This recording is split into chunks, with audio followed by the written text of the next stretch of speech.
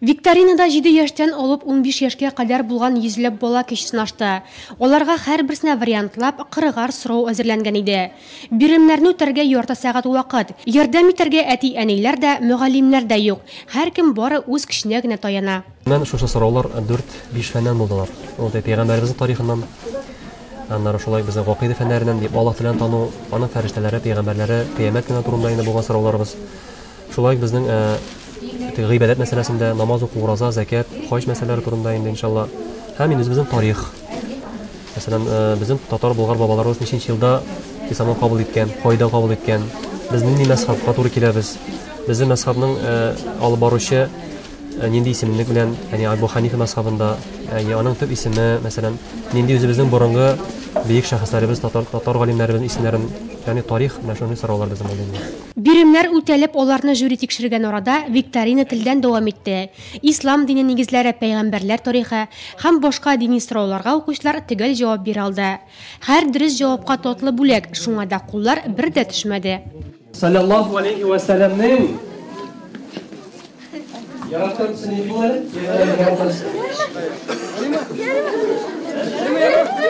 Yok, siz bilesiniz. Al bilen yaşayın. Euzubillahimineşşeytanirracim. Bismillahirrahmanirrahim. Bizden endi bu Nurlat'ta viktorini ötkərü tradisiya geylendi. Hazır 5-nji viktorini ötkərəbіз endi biz. Elbette bu nəşəşin kirek, çünki balalarımızın dinni özümüzün, milletimizin tarixini bilmək üçün kirek. Din tarixini, milletimiz tarixini bilmək üçün kirek. Ana rayonumuzun tarixini de bilmək üçün kirek. Buna aytib ketəsi kelib, 25 məşiddə biz balalarını okutabız. Şu balalarını okutkanda bu sorularga indi elbette əzirləyik allarını. Mana şu əzirləb nəticəsi mənə şuşunda bilinə indi. Нәтиҗәдә беренче 5 урынны 8 бала бүлеште. Беренче урын һәм бүләккә телефон Түбән Нурлат авылыннан Диләрә Шайдуллинага насыйп булды. Абдулла хәзрәттә 5 ел дин сабаклары алучы кызның язма җаваплары бик төгәл һәм дөрес булып, иң күп 40 балл җыйды. Икенче урынга исә Кизләүдән Шәүкәт Салахов лаек дип табылды. Мин аны күп өйрәндем сораулардан. Һәр занятиегә җирдем, бөтен сорауларны жаттан өйрәндем. Мине җиңүче дип әйткәч, мин бик шатландым. Миңа шунда телефон бирделәр. Хәзер әнине шатландырам кайткач. Сорауларга җавап бирергә бик авыр түгел, чөнки мин беренче тапкырга катнашмыйм. Андый урыннарны бер-ике тапкыр алган идем.